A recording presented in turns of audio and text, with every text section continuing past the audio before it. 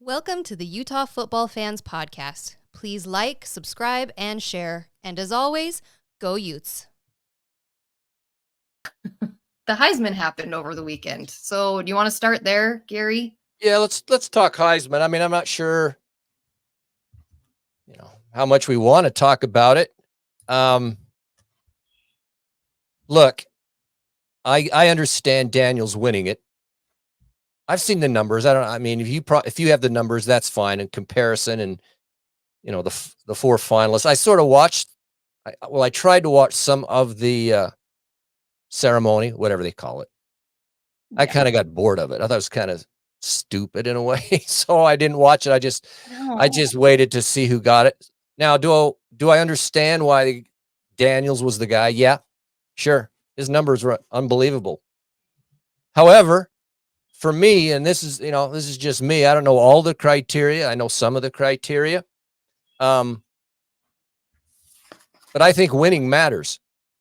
No, I think it was Lamar Jackson who won it, and he had 3 losses as well and stuff like that. Well, that's fine too. I just think when I think they were 9-3. It matters that you win the games, and that's why I still think Penix should have been the guy. So, but I would have gone if, say, Bo Nix. The thing is, Bo Nix lost twice, and he lost twice to Washington. He lost twice to Penix. So I would put Penix over him, though Bo Nix had some stats that were better than Penix, I believe. I can't remember all head to head, but be that as it may, I still think Penix because they were undefeated. He had a stretch of games that weren't that great. I get it. Yet they were decent and good. But he was undefeated and won the Pac-12 championship. And a lot of that came off of his play and his ability. So for me, it's still Penix. Though I get why Daniels got it. I don't know. That's my feel. I would have given it to Penix for that alone. I mean, we kind of talked about this a few weeks ago that I felt like over the last month, there was this push by so many in the media around the country that it should be Daniels. And it felt strange to me because it was like it came out of nowhere. But then for all of November, all of a sudden, all you heard from anybody is, oh, Daniel should win, Daniel should win, Daniel should win. And there's a lot of this that frustrates me. I kind of feel like a lot of people had cast their vote before the end of the season, which they're not supposed to do, but I kind of feel like a lot of them did. And they were just following kind of what everybody was saying. Not to say that Daniels doesn't deserve it, but at the same time, it's a 9-3 team versus an undefeated team. And I think, and I've heard a lot of people compare it to the other guys who've won it in like 3 and 4 loss teams. You said Lamar Jackson. I think RG3 might have been one of the other ones. But when you have that up against a guy who is an undefeated, he won his conference championship. He's going to the playoffs. Like, shouldn't that count for something? And the stats I feel like are off because Jaden Daniels, let's just talk about their November schedule. So the last month of the season, who LSU played versus who Washington played. So LSU played Alabama, so they lost that game. Yeah. They played Florida, which, as we know, has been a very up and down team, but you probably would say not a super competitive team this year.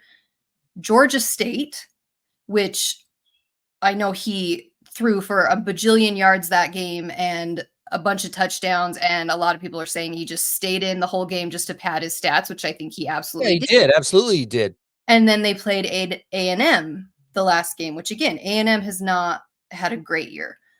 Versus Washington, their November schedule was USC, Utah, Oregon State, Washington State, and then playing Oregon in the championship game.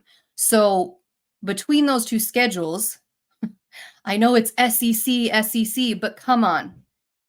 Washington played at the time 4 out of their 5 games were ranked opponents, whereas when LSU played, they only played Alabama, who was ranked. Like, there's just so much of this that really bothers me because I think overall Penix deserved it.